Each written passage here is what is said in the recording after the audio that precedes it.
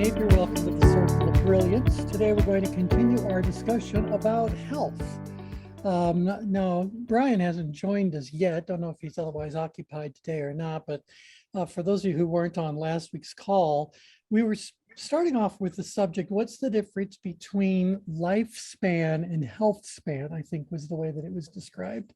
And very quickly, we kind of morphed into just the general topic of health. Where does health live on the change grid, and where do unhealthy things live on the change grid? And so we went on our little grand tours we always do around the change grid and talked about some general places where we thought health would be optimized and other places where health might be compromised one way or another, and how those compromises might actually show themselves, etc.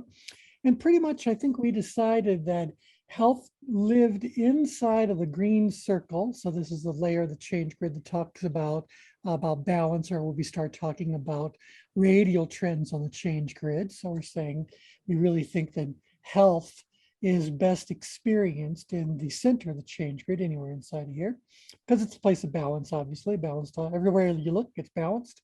But we also said that health also has a certain level of intentionality around it. So if we looked at the layer of the change grid that just talks about the engagement rings, we go, well, a little bit out grid, we do find people make statements of intention, or at least have more thoughts about moving from awareness into what might happen and choosing to do something. So some way or another, an intention is expressed. And it's always good that those intentions ultimately become actions.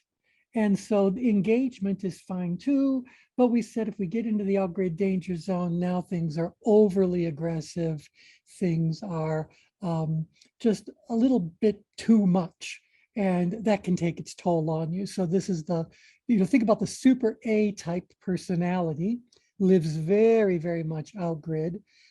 This is where people do have delusions of grandeur. And although I'm circling around the hall, I'm just talking about the danger zone. Where's my danger zones? Yeah, here we go. I'm only talking about the danger zone out here. Everything else is workable, but at a certain point, it becomes too much. So narcissism lives there. All kinds of grandiosity lives there. So superhero complexes, all sorts of things you can find in DSM. So anyway, so we just said, look, stay out of all the danger zones for sure. Best thing we can possibly do is try to stay inside of the green circle, a little bit further out grid, so there's more intention and engagement and some action being taken. But there pretty much is the domain of what we would say health is. Does anyone have anything about that they'd like to add or modify? Anything you want to throw into the mix, challenge about the mix, or is it all sounding so far so good? Sounds good. Yeah, thank you, Shags. I was going to say, so far all of you are muted, so silence is approval. Okay, so Resistance is futile. exactly right, exactly. Resistance is futile. So I was kind of going like, well, let's say that we want to help somebody become more healthy. Now, we didn't talk about this last time around, but we've certainly talked about it in passing and maybe even focused on it in the past. And that is this idea that wellness is a very difficult sale. And so if you guys remember, I think it goes back to 2008, we had a bit of a recession that was happening. Oh, Brian's joining us, good. A bit of a recession that was going on. And so for a period of time, a lot of our clients were concerned about cash flow that may have resulted in them making some changes to the services they wanted us to provide and blah, blah, blah, blah, blah.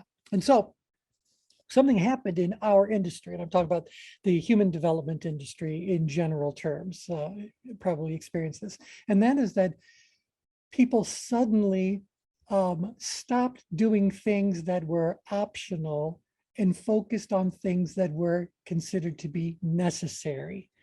Well, when it comes to the kind of work that we do, and perhaps in the world of actual physical medicine and mental health, maybe it also ends up being that we can't afford wellness anymore. Wellness is too expensive.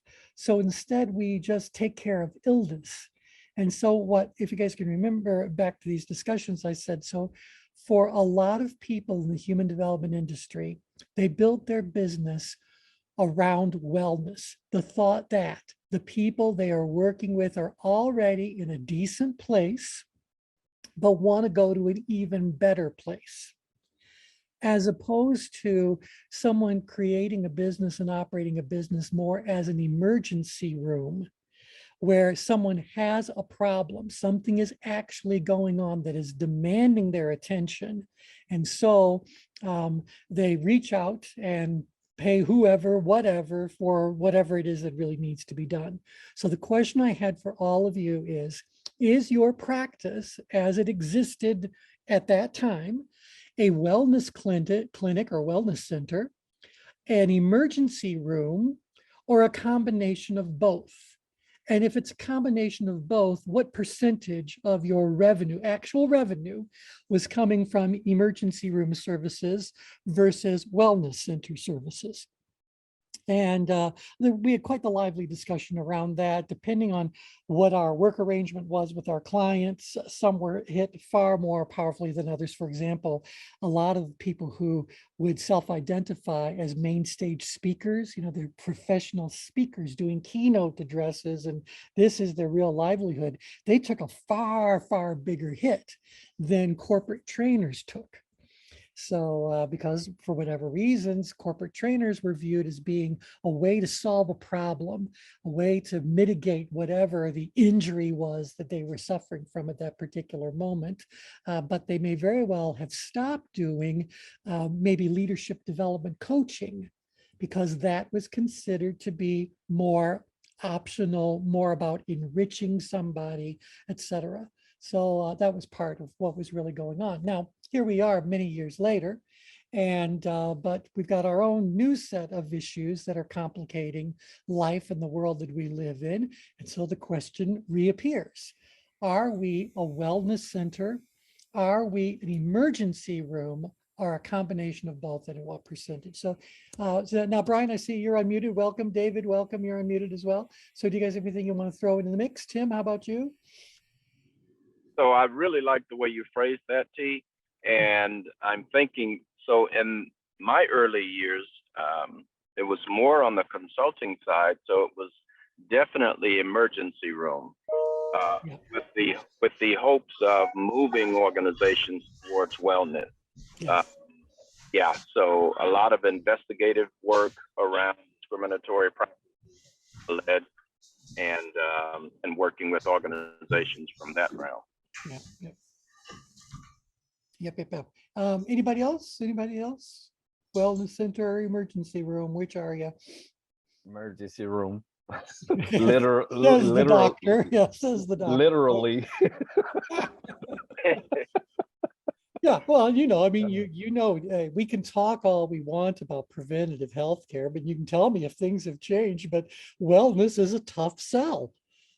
So because, and by the way, you guys should know the answer to this. A quick answer is, why is wellness a more difficult sale than illness? Why is disease a faster sale than health? There's not as much tension. Because there's not as much tension, exactly right. And so if I've got a problem, if I've got an actual illness or injury or some disease going on, you better believe that's going to move me up grid. So perceived challenge is very high. My perceived ability to handle the challenge all by my lonesome is very, very low. And that puts me way up here in stress, maybe even in the danger zone where I'm feeling a life or death kind of situation around me. But maybe it's just the point where it's really, what do I say? It may not be life threatening, but it's kind of life consuming.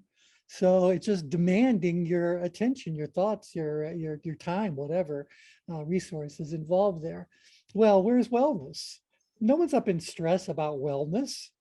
The whole idea is that wellness is a downgrade maneuver. Wellness is something, as I think it was Tim said, I'll get into discussions with someone because they need an emergency room, but my goal is to turn them into that longer term client who wants to do the wellness and the enrichment and the, developing the healthy lifestyles, whatever form it ends up taking. So wellness assumes that someone is already in a decent sort of a place. And so I can tell you that if you really want to sell products and services that follow the wellness category, you got to find people that are mid-grid, slightly out-grid. Because again, out-grid, a couple good things are happening. There's stronger intentions being made. People are getting engaged in doing it. And wellness requires action. So you have to have an intention to become wellerer, and you have to go and do those things that support you in achieving greater levels of wellness. So, all right. So anyway, that's how the change grid would explain it. Any thoughts about that? Does that seem to map well to our little tool here? Mhm. Yeah, this is awesome. I just wondered, it's like and Miss Linda probably can answer that this question, but like the healthcare system as it is designed seem to not understand the long-term effect. It seemed like, in other words, if you're just addressing emergency situations, that's a very short-termism perspective, right? Yep. So it doesn't teach anyone about the long-term things. So although again, this talk about moving from volume to value and focusing more preventive, you don't have a system to support any of that. Right. So how can you therefore do it? Like you're just focused on the short-term issues, just like Shags just put, they treat the sickness, but not the cure. That's right. Yeah. And, one health system I can compare it to is the health system in the UK, at least. It's interesting. I'm sure things have changed, but when the NHS was first put together, the model was that in every little area, there would be some designated physicians, and these physicians would be assigned a certain number of patients in the community, and they would get paid a fixed amount of money per patient per year to keep them well. So how much profit you made was a direct expression of how healthy you kept everybody.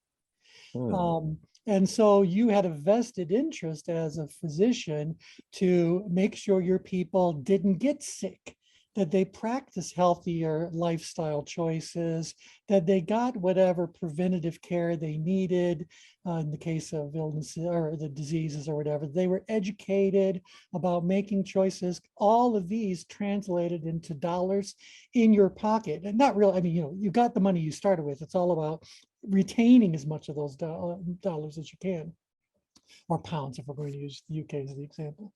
So I would say to you, Brian, that there's no real,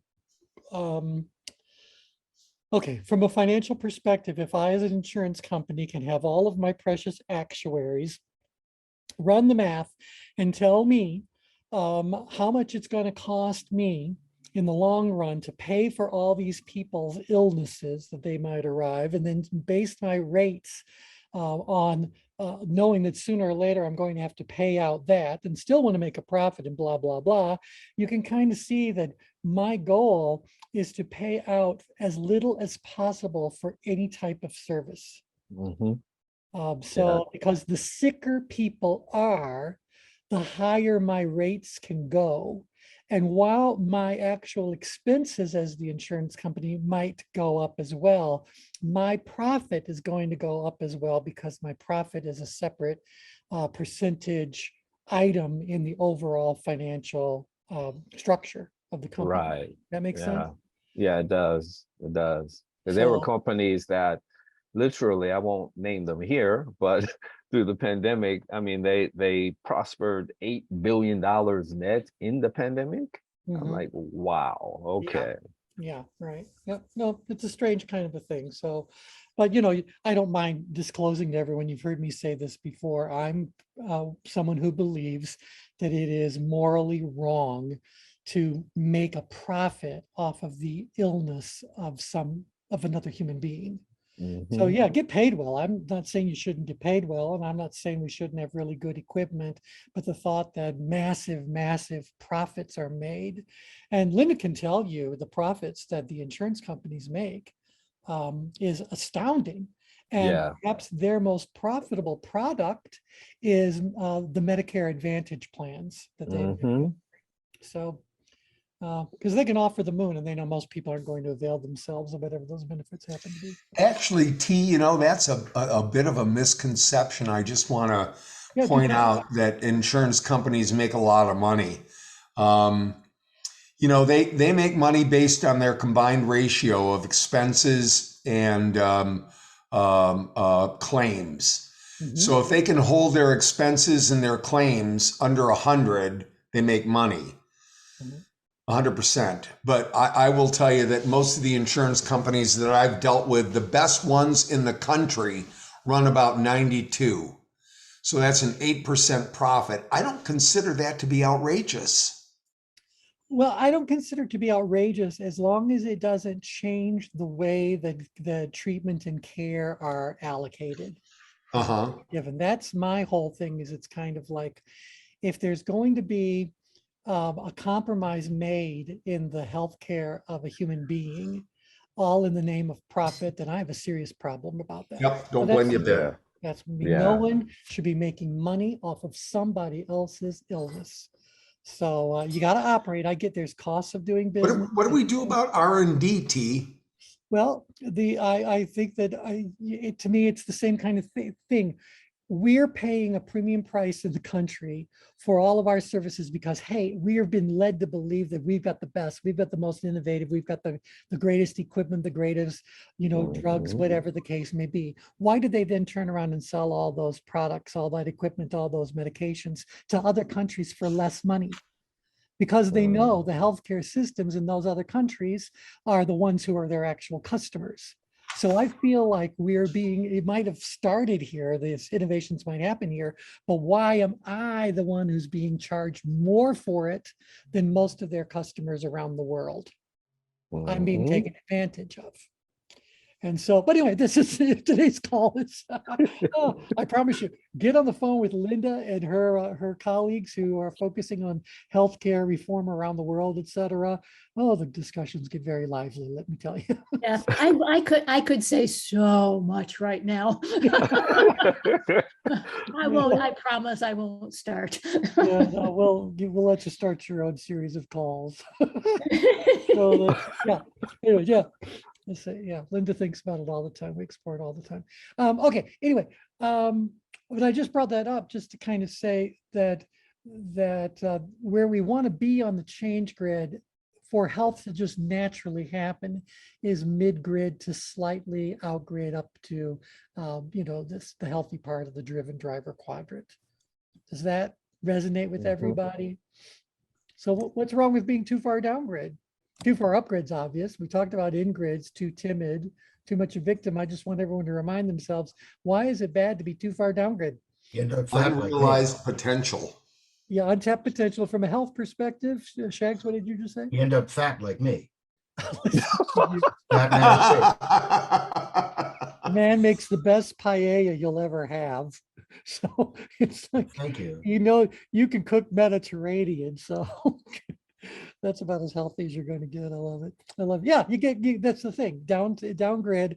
We remember we did our series of discussions about the 7 deadly sins and the 7 heavenly virtues. Well, Mhm. gluttony lived down here. So our ability is very, very high. The challenge is very, very low. So we become more laid back, relaxed, and that translates into sedentary, just satisfying whatever our desires in the moment happen to be. So this is where those kinds of complications come from. But ultimately, that's where depression lives. It's where a lot of antisocial sorts of behavior also occurs. I know it doesn't sound like you would be right, but sometimes while these people physically may not be involved because they're so smart, because they really understand it, they have to do that to end up down here. They have to be able to really have a high level of knowledge, skill, and experience. So they perceive a particular situation as offering very, very little challenge. That doesn't mean that they'll go out there and do the physical work, but in their head, they are in full battle. So these are the people who ultimately will say, well, I knew that all along, or I told you so, or, no one ever listens to me, or, so a lot of really negative thinking is happening down here. A lot of compromises to the quality and quantity of relationships is being compromised down here. So I don't think for any moment. Mastery, the pursuit of mastery is a great thing. The achievement of it is overrated. So, because now what? To David's point, this is untapped potential. Where's the new mission? Where's the reason to get involved? So mostly this is the disease of laziness. And I'm sure that translates into high blood pressure, obesity, all that kind of unhealthy stuff. All right. So my question for you guys then is, do you believe that if you move someone to that general region of the change grid in like in one area of their life, does it spill over into other areas? So I guess what I'm saying is that if you could work with a client to help them be more centered, more in harmony, more at peace, that are making choices about their own life and are pursuing those choices and gaining that sense of control. If you do this for one area of someone's life, does it spill over into other areas? Or, and I guess, does that mean that people that are have a healthy mindset will naturally move in the direction of healthier physical behaviors? I think it might be inspiring because it shows them that something is possible. Okay, interesting. All right. Right. I would agree with that. I think that the potential is there, but it's not necessarily automatic. Because by and large, if you look at even, I've talked to organizations about this idea of creating a culture of health based on some of those things that T from Iowa talked about, those components, in social, physical, mental, emotional, and I think she said spiritual as well. Yeah. And for the most part, the way people experience those are not integrated, right? Even work itself, it seems like people are disembodied from themselves at work. Like they're into something, whatever activity they're doing, but they're not cognizant that, sitting for long periods of time has a physical impact on your body. And you're doing that every day. Yeah. Right? Yep. They're not cognizant of managing ultradian rhythms throughout the day. So, how you manage your energy and focus. And so they're burnt out. So I can see the potential of it, but I don't think it's automatic. They have to work towards that integration part of it. Very interesting. Very interesting. Okay. So T, you're on the call. What were those 5 things again? Actually, I think it's Ryan. Am I correct on that one? That's Brian. Yeah. Oh, Brian. shoot a mile. Okay. Oh, that's an Iowa term. Yeah. Okay. That is, yes, he was right. It was physical, mental, emotional, spiritual, and social. Oh, okay. And so I agree with that because in the research I'm doing on a syndrome I call corporate prisoner, there are people that are just really focused on what they're doing at the moment and feel, and even though they're running, they may be mentally sharp. They're kind of really actually draining over time their identity, because as soon as that's finished, and this happens to people that are doing a lot of research or getting their master's or doctorate or trying to run a marathon, as soon as that's finished, they get depleted, and they don't know why they're depleted. It's because that goal is not they're not focused on another goal or what their real identity is. So it's like they are prisoner to that former identity until they're really centered in all of those, and that's in that green circle, I think. Yep. and cognizant of how one impacts the other. You know, it's like having a broken arm. Something's not right, or your back's kind of out of joint or something. You know, you don't feel right, but sometimes you just don't know. Yep. Yeah. And see, I'm doing similar research to what T is doing. I call it corporate athlete program. So I was telling Linda and Diane when she was here, you know, I'm focusing on this retooling and refueling, I call it. And this corporate athlete is looking at that. So what T was just describing is this thing called attention residue, right? So it matters how you transition from one activity to another. That transition matters just as much as the activity itself, because what attention residue says is the way that our bodies power up and the way the brain works, it powers up and power down. So when people just go from one activity to the next activity, you're carrying along all of these activities together, and they're disconnected or not integrated. It's like carrying extra baggage. And so people wonder why they're weighed down. It's like, yeah, I switched activities, I still feel this heaviness. And so that there's nothing to help with that transition part. And that becomes really, really important in terms of managing those energetic portals. And Yes, I would agree with you fully on that, because, and I like the word attention residue, and I might quote you as soon as I figure out it's Brian on Institute. Bryan, Brian Sykes. Brian Sykes. So you're such a hoot. Syke. I assume. Yes. Oh, that's unusual. Okay, Bryan. Okay, so I really like that. And that can attend to anybody. We have a lot for those who are retiring, or people who are actually leaving, you know, their kids are leaving their house.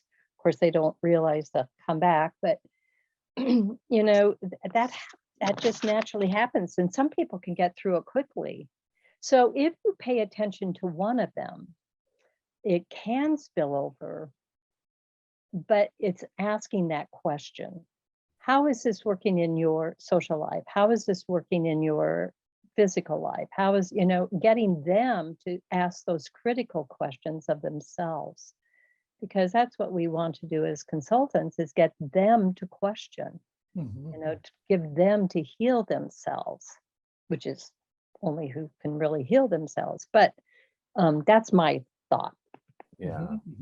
So either T, would you say that, would you think, could we say that there's a threshold for each one of those energetic portals, for the social, the physical, you know, because like physical, everyone has different tolerance for pain, right? So I you mean, know, the just emotional.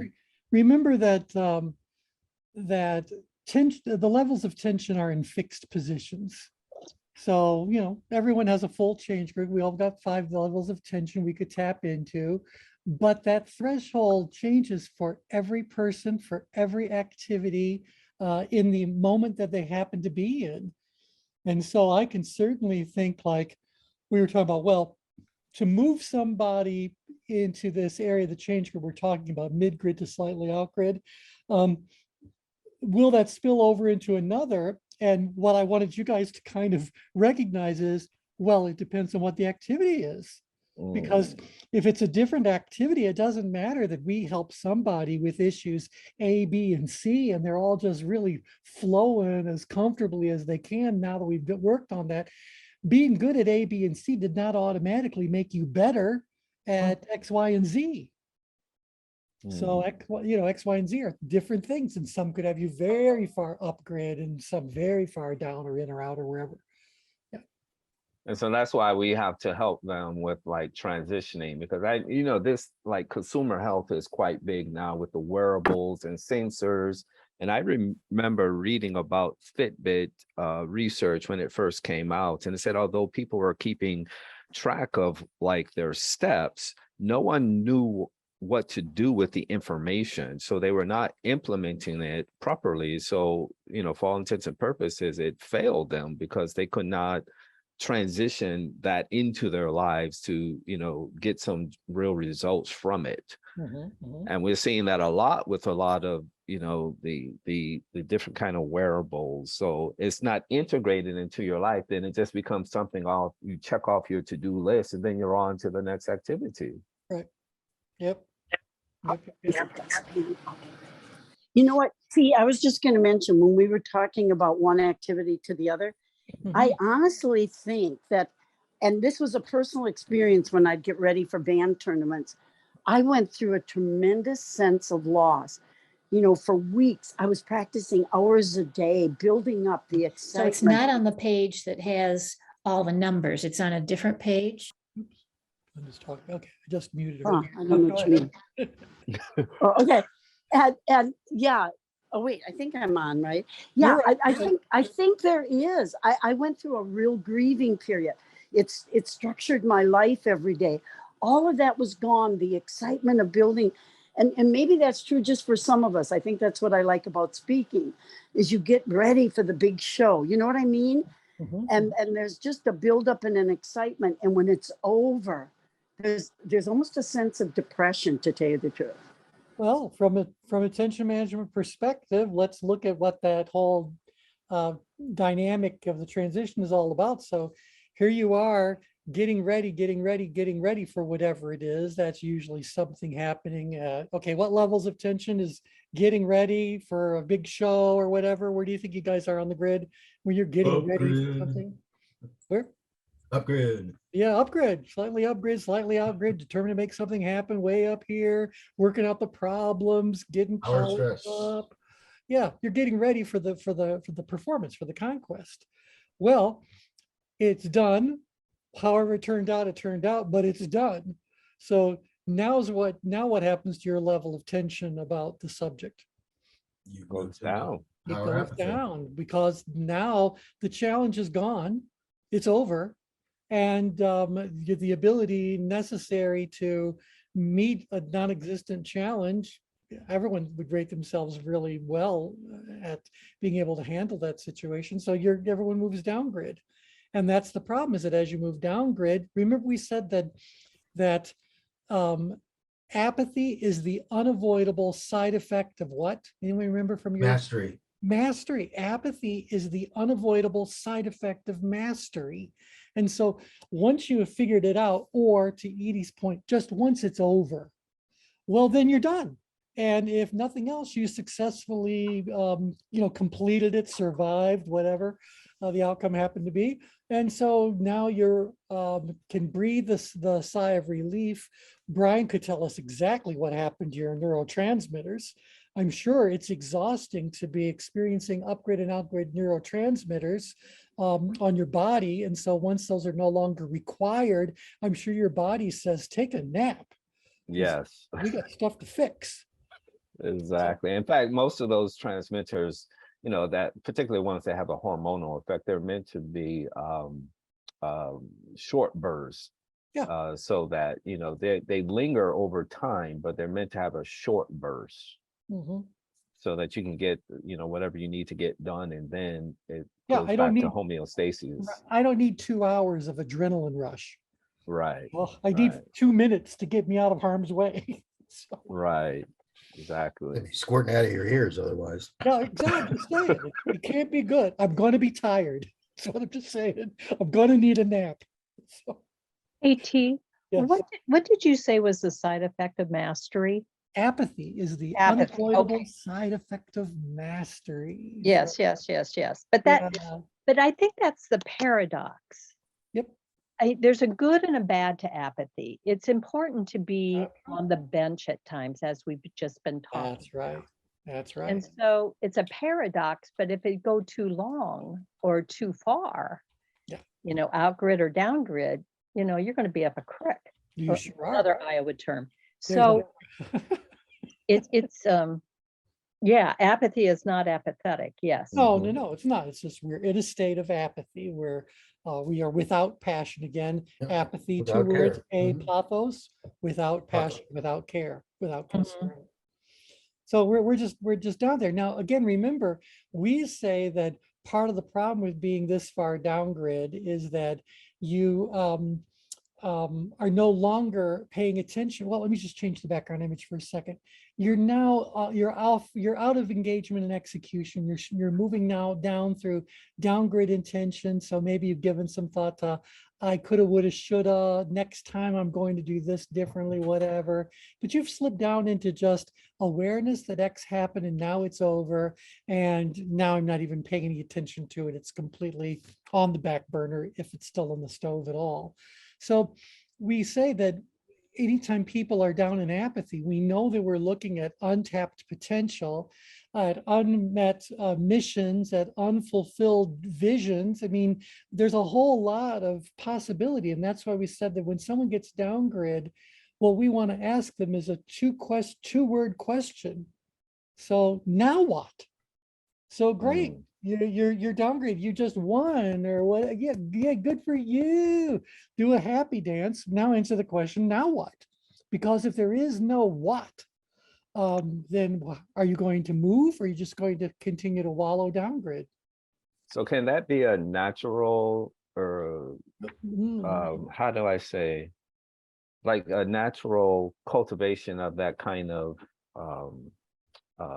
intentionality in terms of learning something? So like, I grew up in around a lot of Asian cultures, and when we lived there, like, I've been in martial arts all my life, and we're always told there's no there to get to, right? So even in Shakunin, which is about being a master craftsman, there is no finish line. And so you learn to question yourself when you get to certain points, and so that you're always evolving. And that's still, I'm still stuck with that. Well, that and I there think is you're, no no, I there. think you're absolutely right. And it resonates with what we're saying about, with the change group for that matter.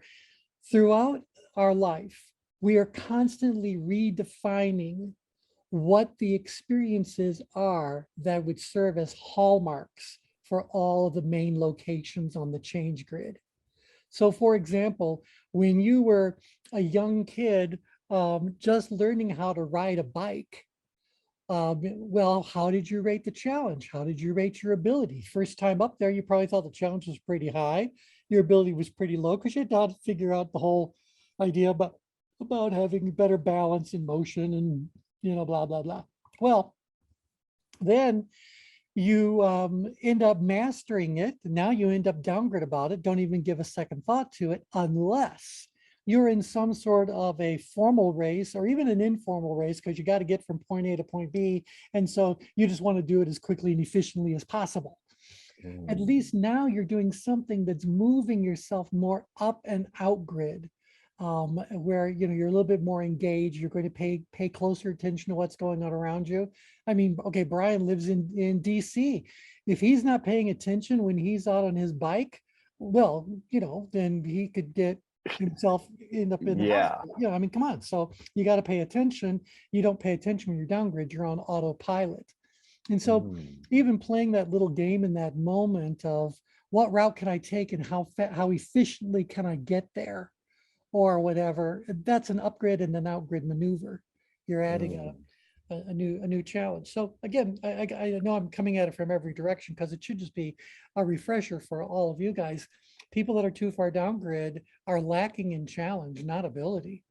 We need to help them find their next challenge if we want to keep them in a healthy spot on the change grid. Otherwise, they're going to rest on their laurels. How many of you have had clients who still get identified by a title they earned, decades ago, and now they define themselves as it, like, meeting people that are 80 or 90 years old that still be called captain.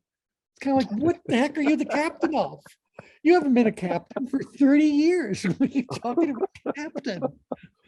So, because what it is, people that are downgrade collect accolades, collect credentials, collect whatever. And if at a certain point in time, they allow those things to become the definition of who they are, they're going to end up downgrade. But if we can help them say, I don't care who you are, I don't care what you've done, I want to know what's next. Now what? That question is going to always stimulate people to be further upgrade and hopefully outgrade if you can help them not only find something else, but find something else that they're passionate about Now you're going to see higher levels of engagement. I know I keep flipping around through the, sorry. Hey, T, before you leave that, Yeah, yep. so that was interesting. William Bridges wrote a book on managing transitions. Mhm. And it's interesting when you talked about the identification piece, because he says that all transitions begin with an ending, and that a part of that ending is disidentification, the ability to, you know, move yourself away from that identification, like as in the example that you just gave. And that sometimes what prevents folks from moving through the transition process is their inability to end certain things like identification, and some others. There were like 4, 5 of them that he mentioned. But I thought of that immediately when you mentioned that, and when Brian opened up earlier talking about transitions. And so, yeah, so that disidentification is a huge part of being able to move, as you say, forward. Yep. And not get stuck.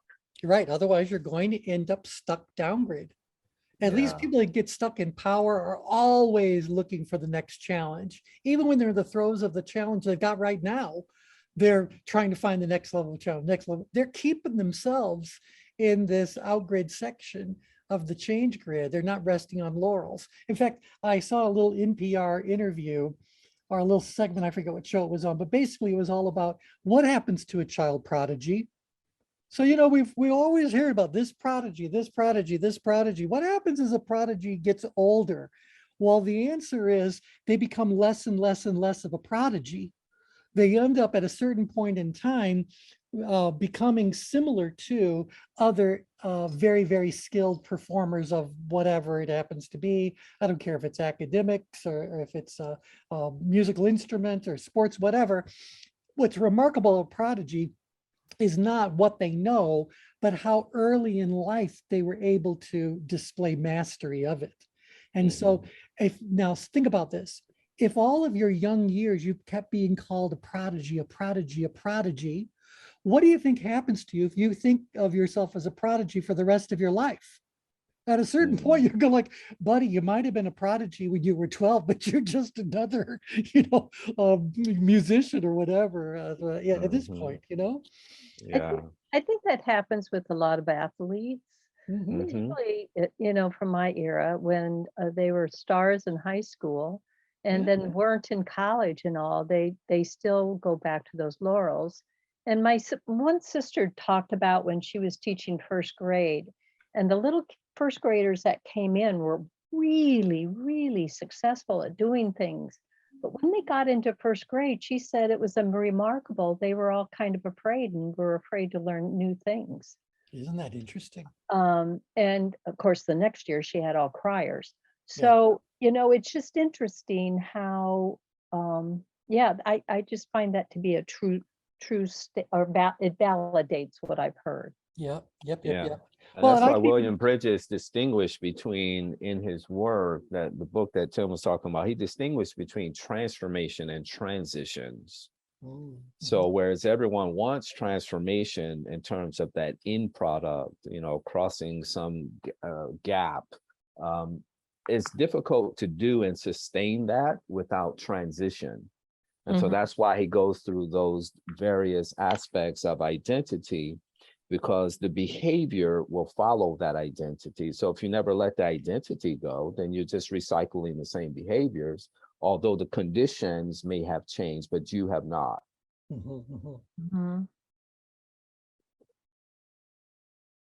Yep. Okay, and so we're still left with our question. If what I want to do is help someone becomes healthier, how do I integrate what we know about the change grid into supporting us in doing that? So it's going to get back down to the change grid maneuvers, right? So let's say that I've got one of these people that is further down grid, that what would they then be, Brian, stuck in the transition, not the transformation? What? Yeah, stuck in transitions, not the transformation. Yeah, yep. And didn't we also read, I forget the author's work, I think it was Noel Tichy, T-I-C-H-Y. He's a professor, I think, at the University of Michigan, and he wrote a book called The Gold Collar Worker and some other books along that kind of vein. But basically, he talked about that work as either going to be of a transactional nature or a transformational nature. Mhm. So if you're not if you're locked in transactions, you don't get much exercise of your transformational sorts of capabilities. But also, if you're one of these people that all lives in the future, you know, if we look at the leadership thing and say they're focused on the future, that's what they're always thinking about. They lack the ability to actually do the things necessary today in order to give any chance at all for tomorrow to happen. So what's the point of having wonderful transformational skills if you have no transactional skills? Because the transformation is going to require you to do certain things. So can you handle the transactional part as well? So I love how all this stuff fits together. Love how it all fits together. So we're All right. talking about like the change grid maneuvers and or PowerPoint maneuvers. Depending on where they're at and where I want to move them to. So I guess what I guess what I want you guys to think about or and discuss is how does the change grid and the maneuvers that we use for change works parallel what people are being told to do or actually doing when it comes to enhancing wellness. So let's do a little quick go around of the little maneuvers and see what's happening. If I've got somebody who's too far down grid, we already know the desired location. We're trying to get people into the center and a little bit out grid so they're more engaged with it. That's our little, what I say, oval. We were trying to move them into whatever shape that ends up being. So that's where we're trying to get them to go. They're too far down grid. So what do I need to do? I need to move them up grid and maybe a little bit of out grid. Mhm. So what were the upgrade maneuvers? Well, Change the task, Increase the standards, okay, yep. awaken awaken emotions, emotions. And the last one, boost accountability. boost accountability. This is it. Increase standards, change task, awaken emotions, boost accountability. Those are my 4 categories of things that I could be doing to move somebody up grid. Now, let's say that we're working with someone who is taking their life a bit for granted. So we talked about some of those behaviors, whether it's lack of exercise, overeating, overindulging in things that, you know, are just, you know, the treat level or whatever. But that's what we're doing. And we're not being very productive. Otherwise, we're just kind of down here, down here, down here. Well, how do I go about moving myself up grid and out grid? And I guess the question is, what do you think the medical professions are saying to that person to get them healthier? What would the mental health profession be saying to that person to help them get healthier, ask them to be working on? You know, what is the advice? What's the actions? And how do those actions actually parallel what we're talking about when it comes to increasing standards, changing tasks, awakening emotions, boosting accountability? I think that's where we fail, actually. We're taught motivational interviewing in medical training, but again, you know, I look at the research from that book Change or Die. It said the fear, force, and facts don't move people, and that was research done on those who had triple bypass.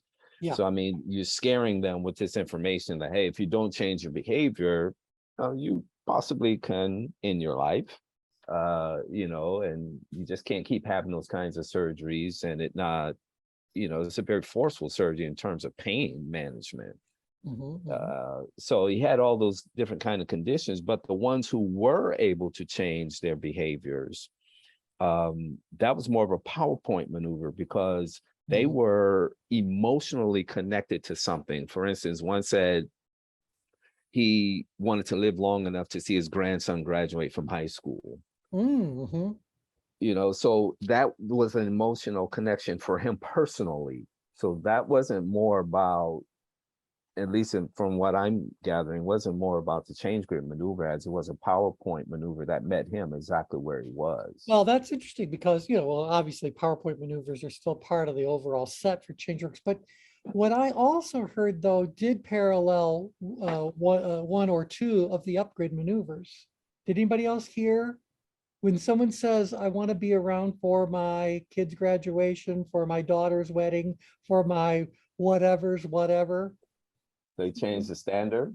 Well, let's look at it. Are they increasing the standards against which we're measuring whatever they consider okay? Well, we could look at that. Well, that could be part of the outgrid, isn't it, though? Increasing the risk that you're gonna die. Yeah, well, You don't? there's going to be some outgrid there as well. And so I'm thinking about, I'm trying to awaken emotions for sure. Because you don't have diagonal Well, here's the plant thing. maneuvers, do you? You just have Well, up, down, in and out.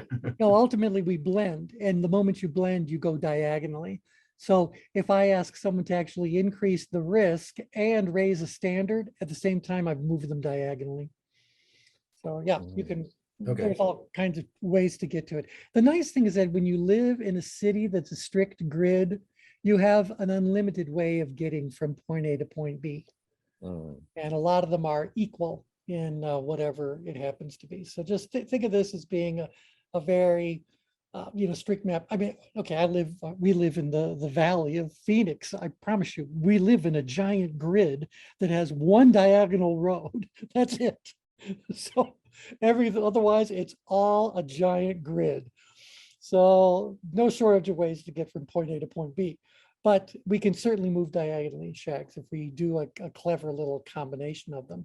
So, but to what Brian was saying is that this person has changed the task from being about being well to being at their so-and-so's whatever, right? So this was a kid's graduation. Is that what you were saying, Brian, for the example?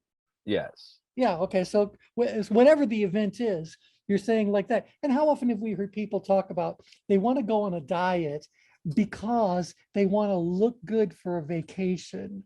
Or they're going to go on a little bit of a diet because their class reunion is coming up, or there's some other event that they want to look their best for, whatever the case may be. We hear these things all the time.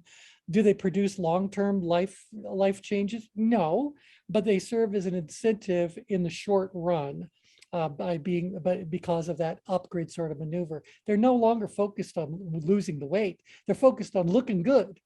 And that could very much, encourage them and stimulate them. Others on the call, what thoughts do you have around what we've talked about so far? Yeah. Okay, so yeah, just remember, it's going to be, it'll probably fall in the category of upgrade maneuver. I think, Brian, too, the other thing in that discussion was about awakening the emotions. Okay. You want them to feel pride, but really we don't want them to feel the upgrade emotions. We don't want them to feel anger and grief and, we don't want all these upgrade maneuvers, all that fear, all that. We don't want to do that. We're not trying to awaken that. We want them to talk about how proud they're going to feel, how confident they're going to be. That's the emotion that we're trying to actually create.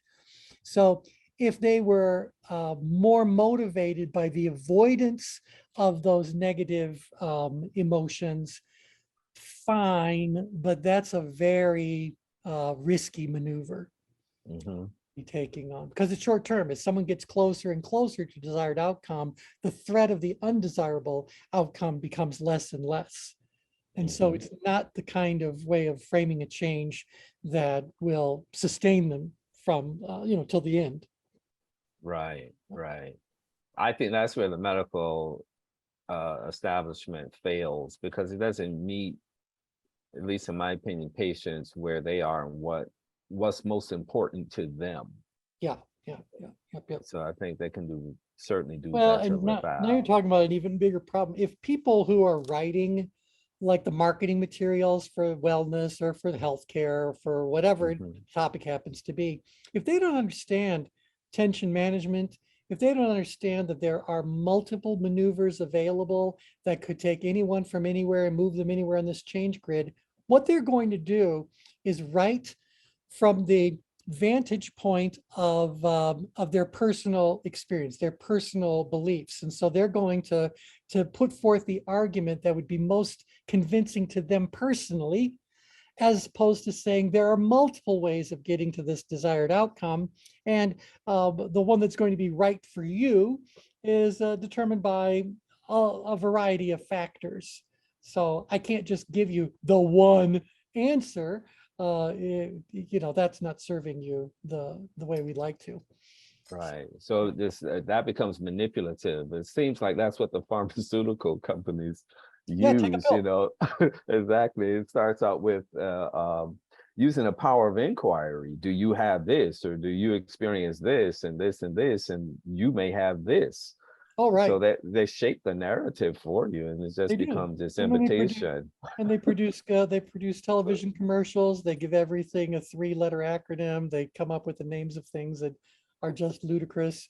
They're manipulating. So that's certainly the case. And so, all right.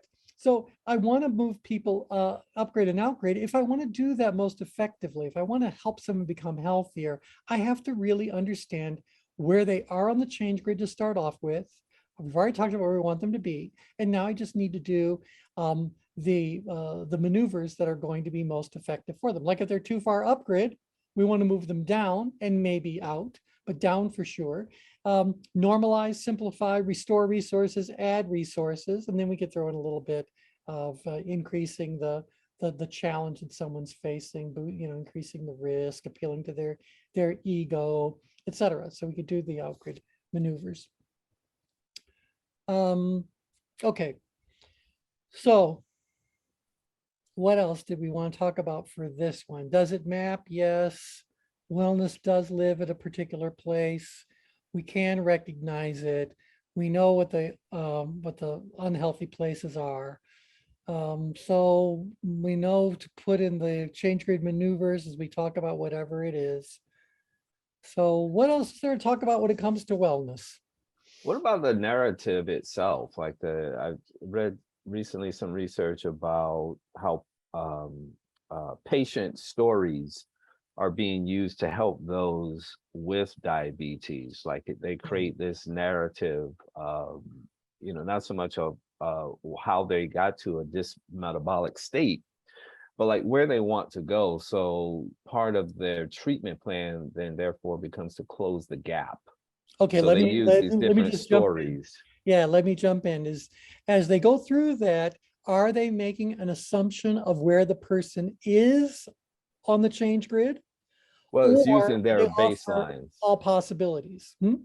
Yeah, so it's using their baselines. So that's, kind of like how the industry focus. So using the baselines on, the patterns All right, that I so guess created, yeah. the condition itself. Okay, so give us an example of one so we can play with the grid just a little bit. We're at the top of the hour, but I just want to finish this off. So like the baselines would be like a consistent marker, whether it be blood pressure or cholesterol reading or something like that. And you use that as a narrative or beginning of a Yeah. narrative All so right. they can And see that there's generally, certain behaviors that are are th- resulting to that. and generally speaking, are those narratives held with people who are scoring too high on that test? Or do they give just as much attention to people who might be scoring too low on the exact same factor? Yeah, see, they're looking at it in a narrow perspective because it's usually those that are too high.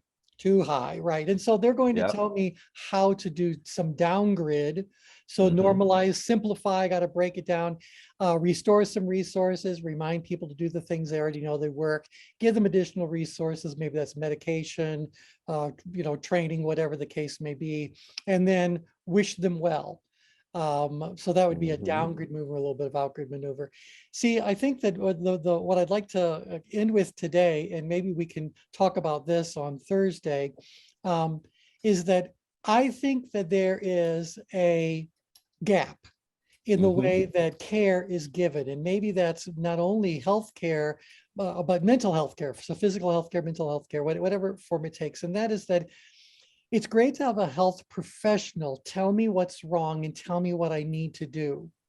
But then I'm probably not going to see them again for quite a while. I need a health Mhm. coach Exactly. along the way who's actually going to work with me on a weekly, whatever frequency I need, but they're going to work with me frequently enough that the behavioral change can actually happen.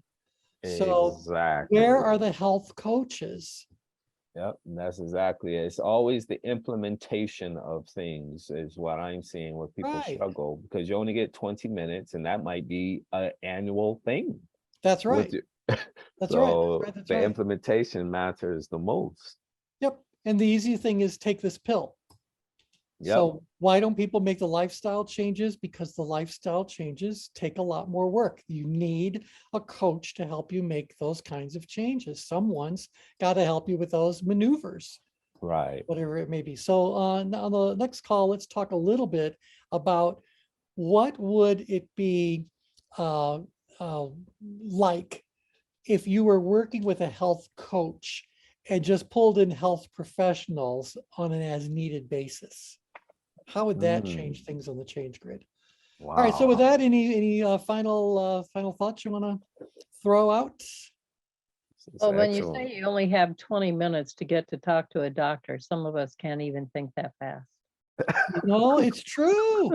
It's so Mm. true. Sorry, Yeah, I don't mind sharing with you guys. Okay, you know that I'll be 65 this month, and so as of June 1st, I'm on Medicare. Well, I have my own concierge physician who now becomes quite optional financially. I don't need the doctor, but when I go see my doctor, I know I'm going to have at least a half an hour and generally an hour with them.